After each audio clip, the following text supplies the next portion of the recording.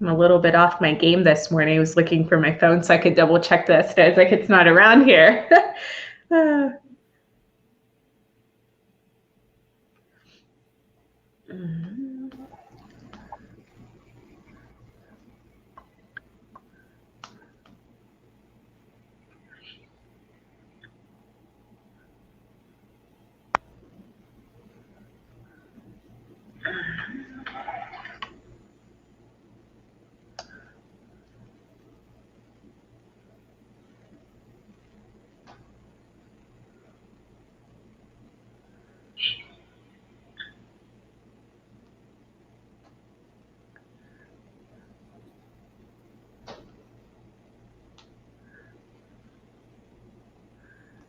All right. Well, good morning, everyone. I see that you are starting to hop on and tune into our broadcast. So as you are beginning to kind of pause what you're doing and transitioning over to our broadcast, of course, our Monday mornings are so exciting because we have an opportunity to hear from our mayor on things that are going on in our community, some updates not only within our city, but often across the state, even county level. We touch on COVID, we touch on projects, we touch on a variety of things. And before we really delve into that topic, I want to remind you that if you are a first-time viewer onto our broadcast, that you hit the like button on this page, that you're following the page so you can get alerted when we go live in the future. If you are a returning viewer with us, I want you to thank you so much for being a part of our broadcast for over a year and a half now.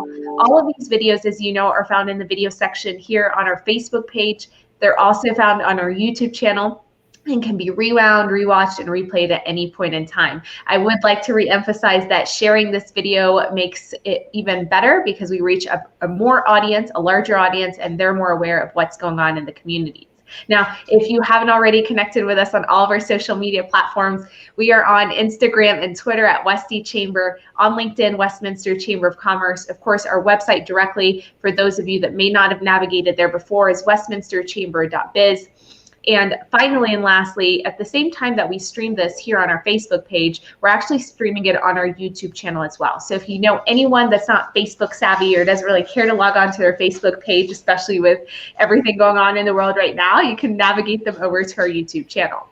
So as you start hopping onto this broadcast, you have two amazing features that are available to you. One is to engage with this video by liking or reacting to it. This allows us to see who's on here with us.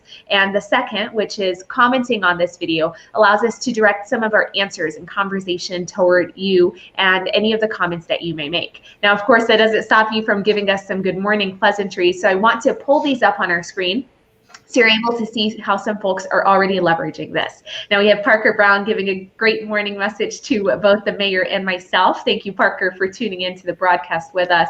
We also have our past board chairman, Brian Dice, tuning in with us on this Monday morning. Good morning to you, Brian. I also have Christine Ware. It's great to see you, Christine. Thank you so much for hopping on. I know you are staying busy with your business, so every minute spent with you is always precious. Our current chairman, Wayne Anderson. And as you can see, Wayne has a little red button that's on him, which means that he's tuning in from our YouTube channel and giving us a nice good morning remark to the mayor and myself. And then, of course, lovely Ann Hogan. Good morning to you, Ann. Thank you for tuning in. So great feedback already this morning. Without further ado, I have Mayor Anita Seitz to give us some updates. We've got some things to touch with you on. If you hear something during the conversation and that sparks a question or something else in your mind, make sure that you type it in so that we can get to that. Well, good morning, Chamber, and happy fall. As you all know, fall is officially begun and summer is over, although you wouldn't have known it with how hot it was this weekend. I hope everyone enjoyed their weekend. I was personally so excited to be able to see our mountains again. We had better air quality than we have for a little while, and I know my kids enjoyed it with a nice bike ride to Stanley Lake. I want to real quick give you a COVID update, and I feel on the whole, it's positive to neutral. As you may have seen on Friday, Governor Polis did do an announcement letting us know that the state has secured, I believe, 2 million rapid home testing. Each resident of Colorado is eligible to have, I think it's 6 tests sent for no charge to their home. What's nice about these rapid tests is all of us want to be good neighbors. But we also have like our lives that we have to have some level of continuity with. And so these rapid tests allow us, if you're starting to feel those symptoms of perhaps, that sore throat or that cough, and you want to make sure you're not contagious with COVID, allows you to get those instant results and it'll help you make some better decisions. So that is a new program. I've included a link to the news story so you can look at it with information on how you can secure those tests and have them sent to you. And I believe they come within just a few days. Personally, I had this situation happen where my little daughter, who is not old enough to be vaccinated, had 102-degree fever. And so trying to figure out how are we good how are we good neighbors? How are we good citizens to each other? I ended up getting her 3 COVID tests to make sure it would be okay for her to go back into school, to make sure she, we were not infecting people. So I do know that this will give a lot of parents and business owners and just general population some peace of mind. So definitely check that news story out along with the links on how to get your hands on those doses or on those on those tests. So you all may have been hearing some potentially good news on a statewide and national basis. It looks like COVID infections are starting to go down. Hospitalizations are starting to go down. So even more optimistic than last week, and I told you it might be a plateau. It looks like we might be seeing things calm down a little bit. So fingers crossed it continues to go in that area. Looking at our specific data, it's not as rosy. It definitely is a little bit of a plateau, if not kind of slightly different with Adams County and Jeffco. So I'm going to go through Adams County numbers first. And this week I'm doing something a little bit different, which is I'm including what the numbers were from last week. Because I know sometimes when you give a data point without a reference, it's hard to know what does that mean? What is the context of it? So in Adams County, the 7-day cumulative incidence per 100,000 is at 141.34. So 141.34 people per 100,000 people.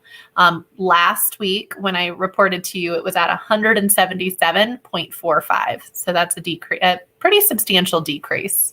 More than 10%.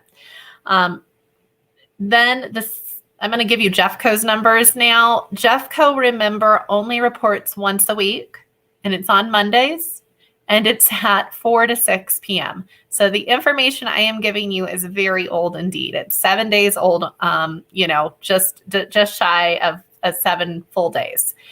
But they were at, for the previous week, 153.3 infections per 100,000. It's gone up. But again, this information's in arrears. I'm hoping today at 4:00 we see better news, but it went up.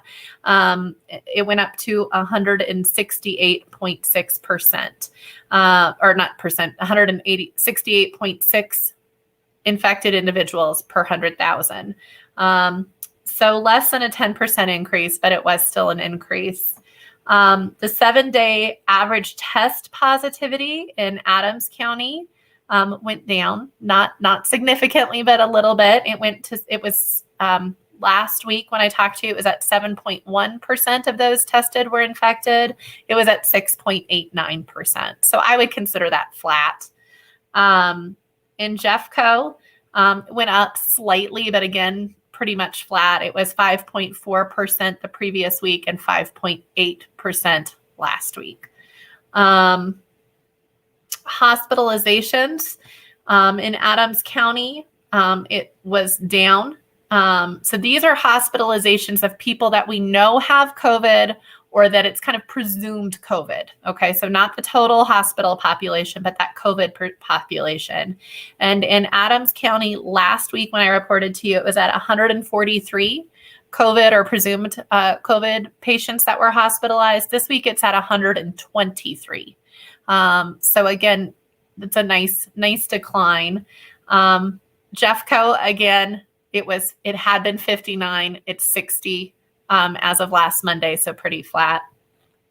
Again, Jeffco doesn't give us these data points, but Adams County does. So current medical beds and ICU beds.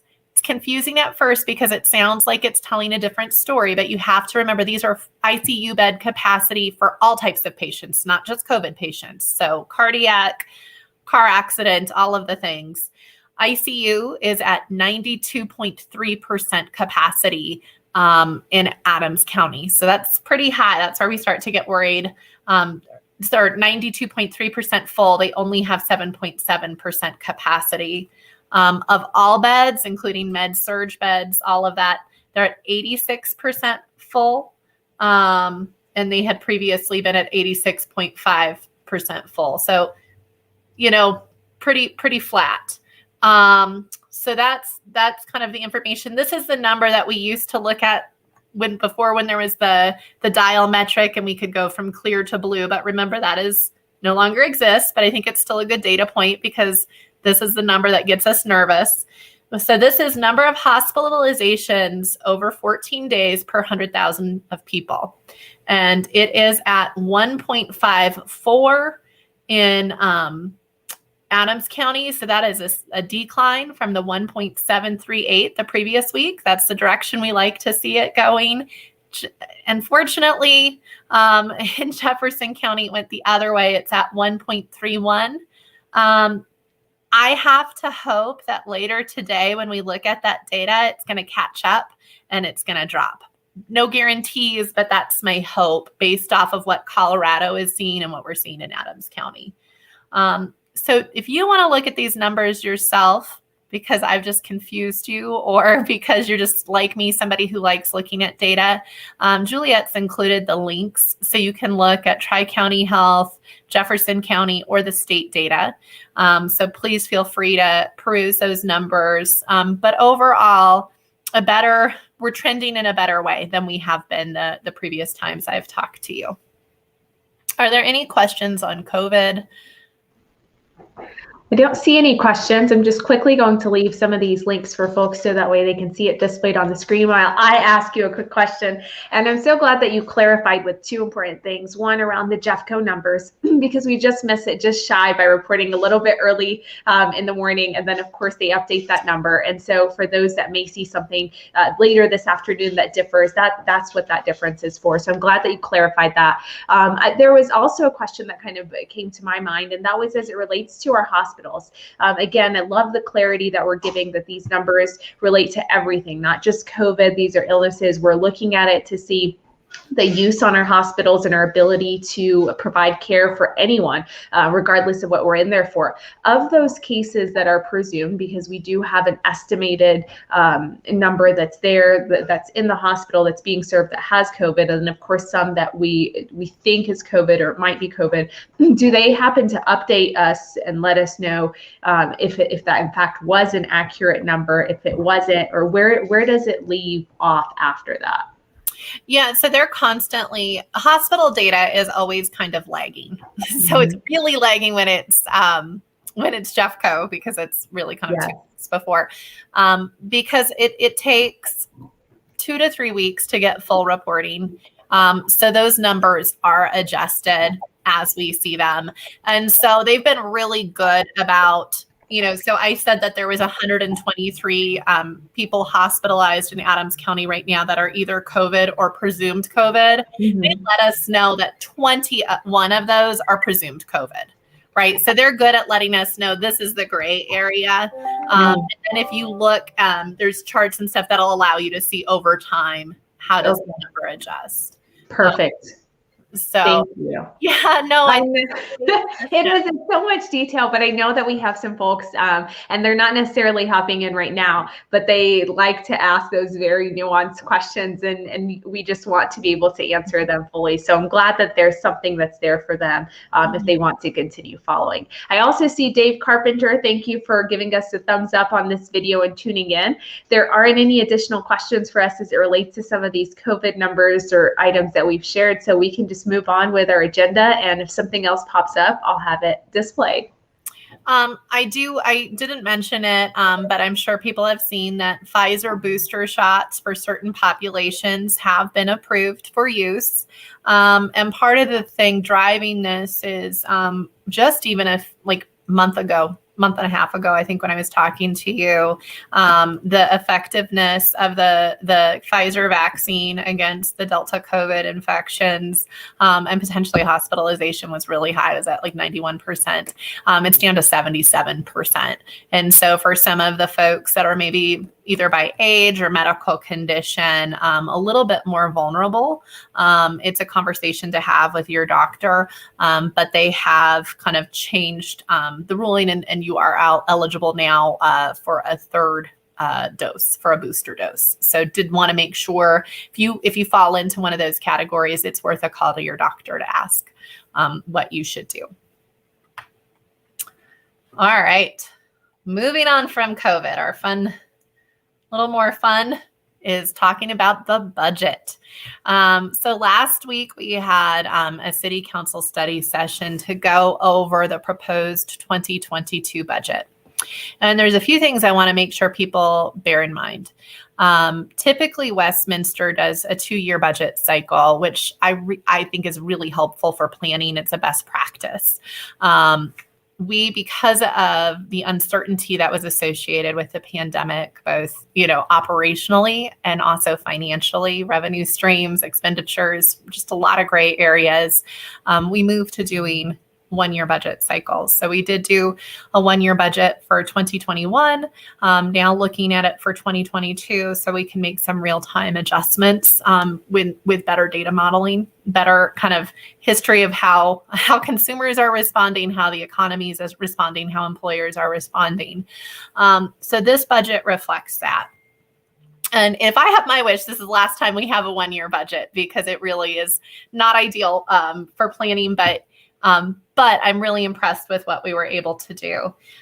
So just as a reminder to folks, kind of the heroic measures that we went to make sure we were in good hands dealing with the pandemic. We deferred spending, we froze hiring, we asked hundreds of employees to perform new public service roles so we could avoid furloughs. We had pay cuts. We did not have to do the pay cuts and the furloughs. We learned a lot of lessons from the last year and really pretty proud of where our city ended up. One of the things I'm really happy about is that we did not let staff go or have to do furloughs that led to a mass losing employees. Right now, whether you're in government or whether you're in the private sector, recruitment and retention are a real issue. And they're actually calling this time period the Great Resignation. And so our ability to not be in such a talent deficit has helped Westminster quite a bit. We want to make sure we still are retaining and attracting a strong workforce because they're the best tool we have to implementing our strategic plan goals and therefore serving the community. And so wanting to make sure we have the right workforce at the right time with the right skill set to serve all of you. So this budget, by and large, reflects that need to respond to changing market conditions and to make sure we're a competitive employer compared to our peer communities. So there is a lot of raises contemplated in this, cost of living raises, step raises, merit raises, in addition to making sure we're being competitive with our employer contributions to retirement. So I know that was a lot. If anyone has questions on those items, please feel free to let me know. And I do see Emilio on here. Thank you, Emilio, for hopping on. And I think you raised a great point by sharing, our community was one of the few that did not let employees go. We saw some of our surrounding neighbors and even northern ones that did immediately, and just being able to try and adjust to the conditions that we're in definitely was seen by not only those employees, but their families and everyone else here in our community. Yeah, I'm proud of it. So Retention, again, super important. Making sure that we're a competitive employer that can attract talent. One of the things I did not mention is we had a really difficult time getting some of our seasonal help. We had to cancel programming because we weren't able to get enough help. And so things like lifeguards, childcare attendants, that really a lot of community members depend on those services in the summer so that they can work, right? So that they can enjoy our parks and open spaces. We were having difficulty attracting. One of the ways we're combating that is we're making our minimum pay $15 an hour, recognizing that we need to, in order to provide the level of services that our residents want, we need to be able to attract folks for those seasonal jobs. So that's on the budget, kind of what we discussed last week. I would recommend to everybody, this is an important document, right? Our budget, capital and operating, is a little bit over $280 million. Those are your dollars. Make sure that we're spending them the way you think we should, or at least make sure you understand how we're spending them to see if you have glaring concerns or thoughts. Tonight, there will be a public hearing on this. If you want to participate via email or phone call, you're going to need to get those comments in before noon today. But you can also show up and give public feedback during the public hearing. And you can do that, come up, all the way up until City Council starts tonight. So we would love to see you there. We'd love to hear your thoughts on it. Are we close? Do you have concerns? Where are those concerns? And are there things we should address? So that's a big deal on what we did last week. This week, again, having the public hearing on the budget, we're going to have a couple of proclamations too. One is on Red Ribbon Week. And so this is kind of wanting to make sure we stay a drug-free community, healthy children and healthy choices. We do this proclamation every year. There's a lot of dedicated residents that want to make sure this message is heard. We also have October as Fire Prevention Month. And I know I'm smiling. It is no smiling matter. There are 70 displaced residents right now in Westminster due to a structure fire. And so this is a message that we need to hear. New builds are very fortunate. We have sprinkler systems and fire suppression measures, but we really want to make sure everyone in our community is safe and prepared. And then finally, we have a proclamation designating October Community Planning Month. And for anyone who's met me for more than a hot minute knows, I really believe that the secret to a strong, sustainable, and thriving community is good community planning. Being intentional, thoughtful, using the highest and best use for every land use decision, and making sure we're good stewards of this community. So appreciate all the planners out there that help that happen, and all the planners from Westminster's past to present. Finally, I was going to point everyone's attention to the financial report, because that is good news for Westminster. We are doing pretty great when it comes to sales tax revenue. You can see there's been a bounce back in the local retail economy, and it's great news for us to be able to continue to provide services to the residents.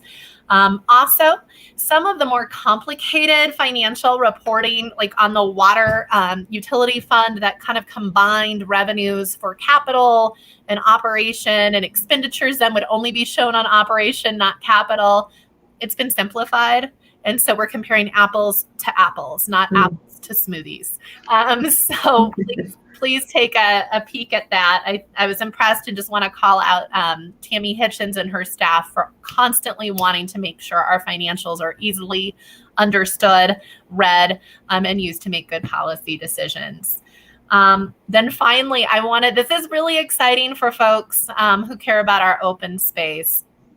In an area of town where we don't have a lot of open space, we're going to be acquiring 12 acres. This is land adjacent to Tri-State Generation and Transmission Association and Kaiser Permanente. So it's off of 114th and Huron, surrounded by some affordable housing. I say this all the time. after COVID, we realized parks and open spaces aren't amenities, they are necessities, right? And so for folks that don't have access to a backyard, we want to make sure we have geographic equity and open space all around. So we're going to be receiving a grant. We're leveraging other people's funds for paying for 70% of the proposed acquisition from Adams County, who has just been a wonderful partner when it comes to acquisition for our open space portfolio. So that's a fun thing that's on the agenda as well. Finally, WIDA, we're going to be looking at a contract for some wayfinding, some investments in our downtown. So if you're curious about that, please tune in. And then we have a couple post-meeting agenda items. One is a WIDA item and one is a personnel item, as it's time of year where we do our reviews. So I know I just rattled off a ton at you. If anyone has questions, please let me know. Absolutely. The WIDA agenda items have been listed in the comment section.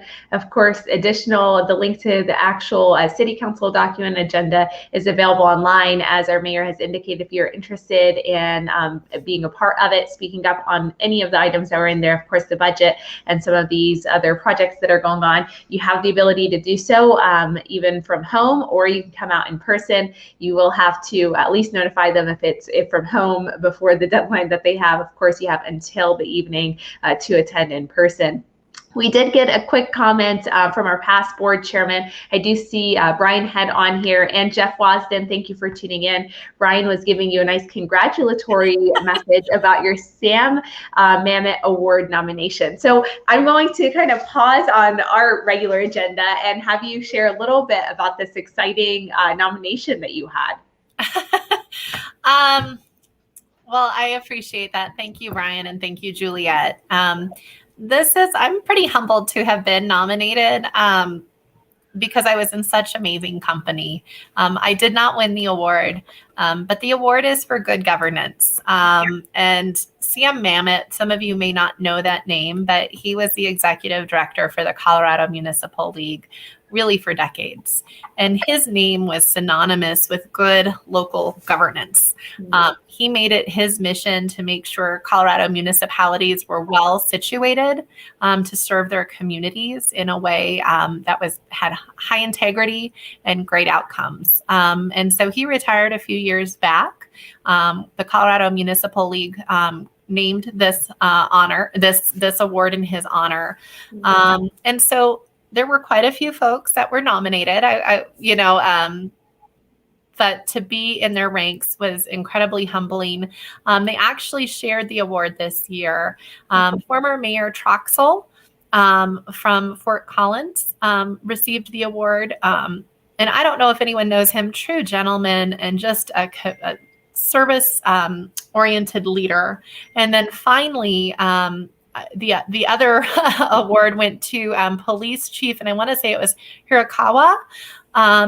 He had a really interesting story. He didn't want to accept the award. He believed that he was hired to do a job. He's doing it to his best of his ability, and that's a contract that he engages in everything. He's a man of high integrity and a high character. He had a police department that had a reputation of being the Wild West. He got rid of 75% of his officers. Oh my God. They were able to retain and recruit new officers. And his fundamental belief is this is a noble profession. What we do is important. If you can't meet my standards of integrity, then you can't serve this community. And it was, I don't think he cracked a smile. He was like Clint Eastwood a little bit, but it was, I just kind of was impressed with how different their personalities were, but how both of them left such a huge indelible mark on their communities. So just wanted to say that Westminster was the host of this event. We had about 800 different leaders in local government here, from city managers to elected officials, city attorneys. People loved Westminster, and I am hoping everybody enjoyed the boost to our tax base as well. Absolutely. And thank you so much for explaining that. It is always so great to hear about these amazing leaders, leaders like you all that are not only nominated and those that are awarded. And it's exactly what you said. They're different personalities, but you're all there with this one purpose of really serving your community to the fullest and doing as much good in your roles as possible. So congratulations again on this exciting nomination that you had. I always am so proud to see Westminster in anything that's recognizable, especially when it's statewide and even nationally. And so very much appreciative of you and the role that you play in that. Well, thank you. As you can tell, I'm not a very good politician, just even talking about myself. Word, I'm turning red. Well, it's hard to talk about ourselves sometime, right? Like we get so conditioned about not speaking or really being braggadocious on it. And so when we are put on the spot, it's like, oh, do I really have to be talking myself up? But very, very worth it. And it's something that everyone should be aware of for absolutely for all of these reasons that you've shared. We are, believe it or not, we're at our 30-minute mark. I don't want to lose anything else that you may have had on your radar for folks to know about. No, okay. That was really it. I mean, I could give, and maybe I'll do it next week, some reflections talking to leaders from places like Brush to Aspen, how many similarities we have and then how different our challenges are. Yeah. And maybe I'll talk about that next week. Absolutely. We'd love Stay it. Tuned. Yes, I know. We'll stay tuned for that. Thank you again, Mayor. And for all of you that tuned in this morning, we appreciate you being a part of our conversations and engaging with us, not only through comments, through liking, and of course, sharing out this message. We'll be back on here for a Wednesday welcome with one of our newer partners. Of course, our gala is coming up on October the 8th. If you were nominating a business, you have 3 more days left to nominate a business. So until the 30th, we have some great nominations that have come through on small businesses, even individuals that are making a huge impact. So get those names in, let us know. Mayor, I hope you have a wonderful rest of your morning, and I will see you next week, if not before then. Bye, Shane.